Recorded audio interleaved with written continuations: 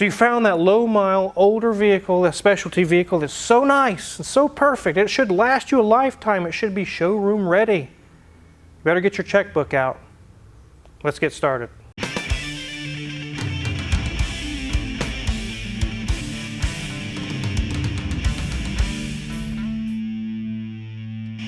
Behind all these carts is a really, really nice low mile 1993 R129 Mercedes, which is a 500 SL.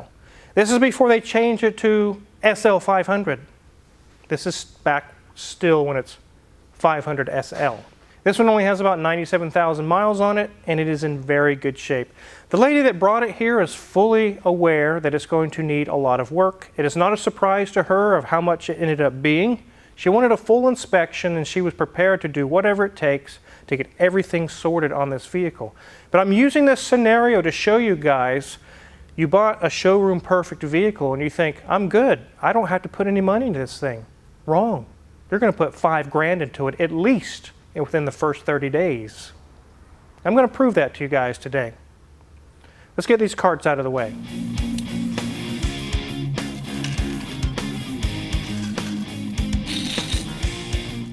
Look at this car, guys. If you saw pictures of this car on a popular auction site, you would say that thing is flawless. It doesn't need any work. That thing is ready to rock. I'm ready to plunk down the cash. I should be able to pick up that vehicle after I buy it, just go driving and have zero worries. Unfortunately, that's not the way it is.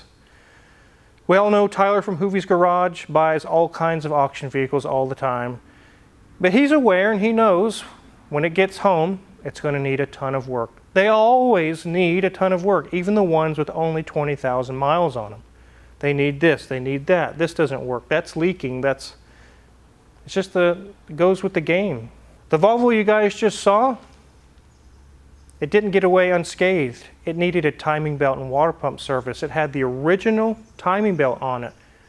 And if that car is so perfect and so nice, why are we going to chance destroying the engine by trying to be cheap?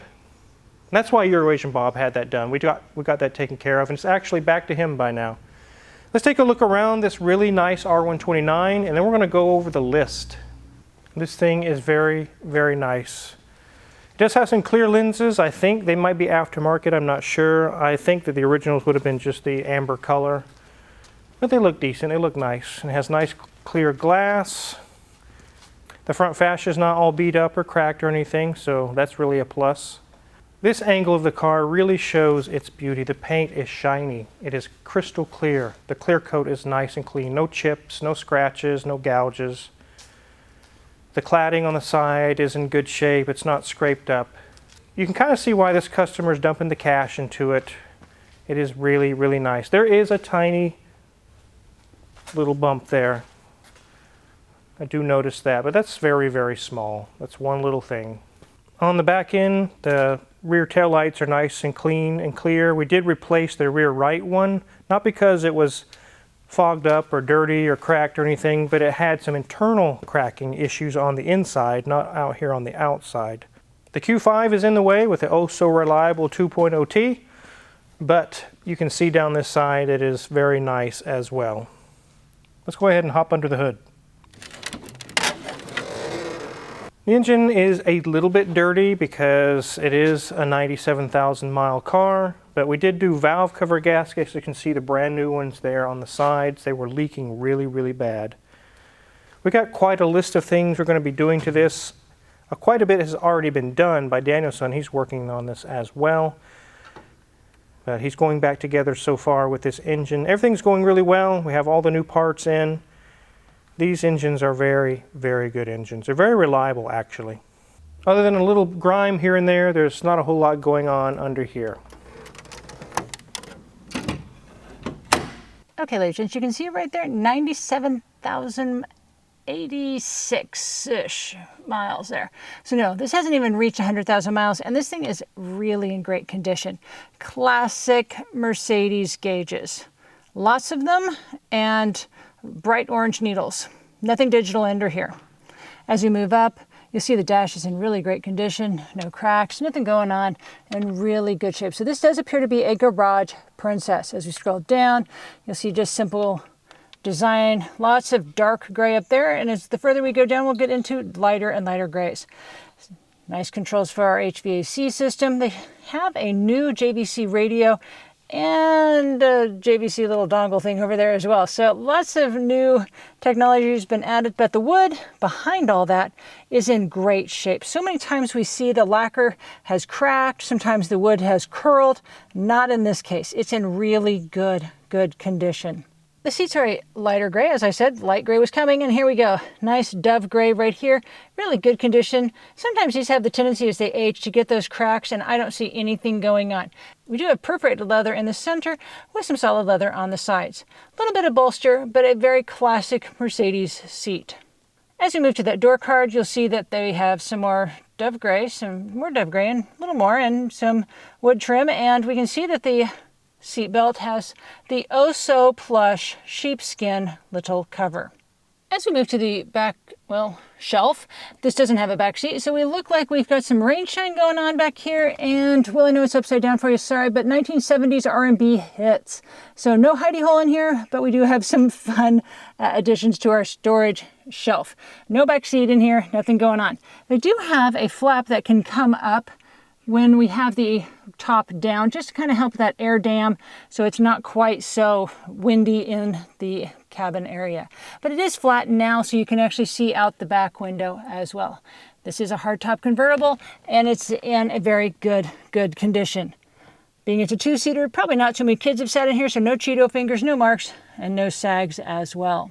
So here we are. That is it for the steering wheel. We've got the embossed Mercedes logo, horn icons, and an airbag. There wasn't any other controls on the steering wheel at that time because it's called 1993. They didn't have them. So that's all there is to this interior view. I'm really curious about what's on the underneath. Let's get this thing up in the air. Before we get it up in the air, I want to go over the list of things that we found. It came in for 2 or 3 items and ended up with about 20 when we got done. They wanted a full inspection, and that's what they got. They got the full inspection. It was going to cost the lady about $4,000 to get all this sorted out. But it is definitely worth the expenditure. So we had the valve cover gaskets leaking, which you already saw have been solved. The lower oil pan is dented and leaking. They might have hit something or whatnot, like a parking stall. The transmission pan is leaking. We'll service that with the filter. The transmission cooler lines are leaking, which are these little guys. These are the brand new ones. The right rear tail light is internally broken. All 4 tires are over 10 years old and needs new tires. We'll be getting new tires on it. The fuel filter needs to be replaced. The fuel pump copper seals are leaking. The odometer is in op and it needs the little gear. You guys know, if you're a gearhead, you know. The odometer stops on these older Mercedes. It's the little plastic gears inside. We can do that in-house. We're going to remove the cluster and I'll take care of that. It needs a brake fluid flush because it's a very old brake fluid. The third brake light is out. The front right fog lamp is out. Cam actuator magnets are leaking, which have been replaced as well. An oil change and the price of the inspection. You know, when you got 600 here, 500, 250, 400, 350, and it adds up really, really fast. By the time we get sales tax involved, which is almost 10% here in Kansas, you're at $4 grand. Let's get this thing up in the air and take a look at some of those things we just mentioned.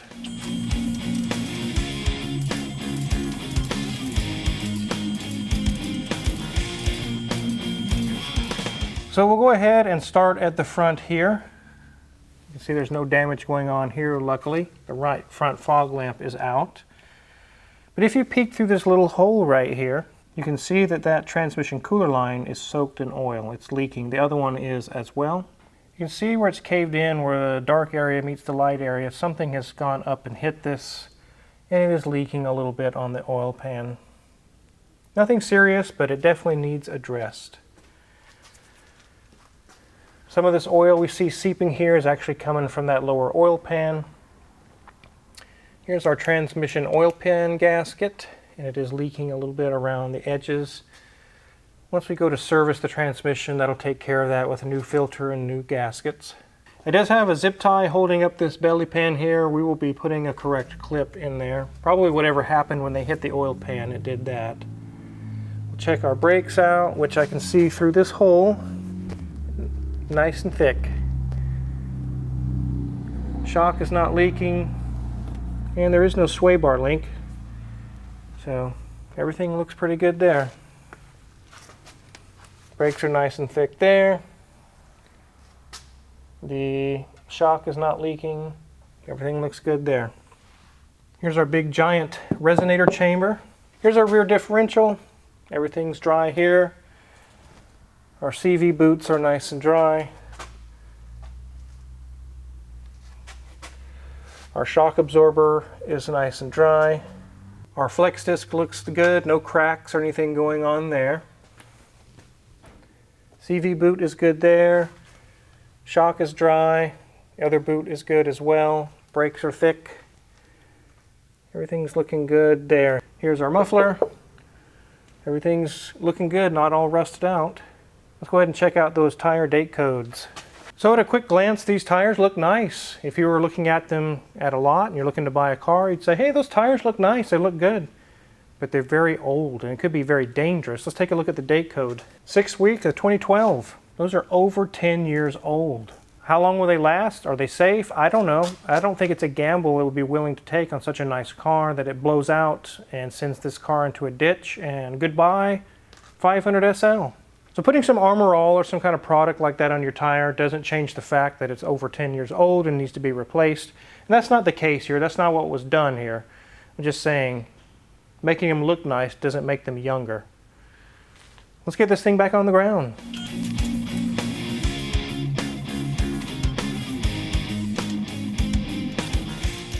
So we mentioned that the right rear taillight was internally cracked. You can see on the external part, it actually looks nice. There was no damage there. It looked fine.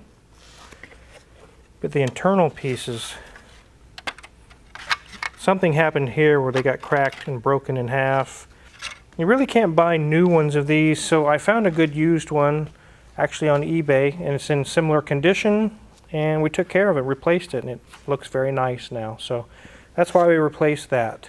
One thing that really helps to get the used one is that it's not super shiny, super clear, and it doesn't match the other side. It actually matches with the age of the vehicle, so you can't even tell. So that's kind of why we went that way as well, and also because really couldn't find a new one. And I didn't want a new Chinese import one. I wanted an OEM Mercedes-Benz, and we got a good used one. We have tried the convertible top. Everything's working. It's not spraying fluid everywhere. These vehicles are known, the R129s, to have issues with all 11 cylinders. Some had 13 on the older models that control all the convertible top functions. They will literally spray on you, on your nice Gucci suit, all over you. They're known to do that. They drip right here at the header rail, and it can be a bad day for you. We actually have one scheduled here in about a month that's going to have all of them rebuilt. We'll do a video on that. You definitely want to hit the subscribe button if you want to check that out. We're going to show them all torn apart, all the cylinders out on an R129. It'll be really cool. But this video exists to just show you, just as this lady in this case, expect a bill when you've got a car that's this nice, but with a lot of age on it. Nothing that we're repairing on this vehicle is because it was damaged or broken. It's just age. Just age has caught up with it. Things need to be replaced and refreshed and replenished and get it back on the road nice and ready to go. And to get to the finish line, it's going to cost a lady $4,000, which really is not that bad. Because once it's done, this thing will have that much longer of a life left that it can be on the road, be enjoyed and driven. It is a beautiful, beautiful 500 SL. Anytime that me and Mrs. Wizard has purchased a vehicle over 10 years old, we already know there's going to be thousands to get it sorted. And that is always proven to be true. I have never purchased a vehicle older than 10 years old that I didn't have to dump a few $1,000s into it to get it to where I want it, where everything is up to snuff. And doesn't it take a really long time sometimes, like somebody's Malibu? Yeah. That one's going to be coming down. I know you guys keep saying, well, you keep saying that, you keep saying that. We're just getting really busy. Unfortunately, there's some bad news in the shop. You probably saw this on Hoovie's Garage already. Magic Mike no longer works with us. He's pursued some other endeavors in life. He decided that it was time for him to leave and do his own thing. I have another person hired who will be starting soon, and they are an electrical guru, like a master. Probably even more than me, which is great. I applaud that. That's wonderful. If you're curious what kind of tools we use in the shop, or definitely on this 500 SL, check our Amazon affiliates link in the description below. We get a small cut and we really appreciate it.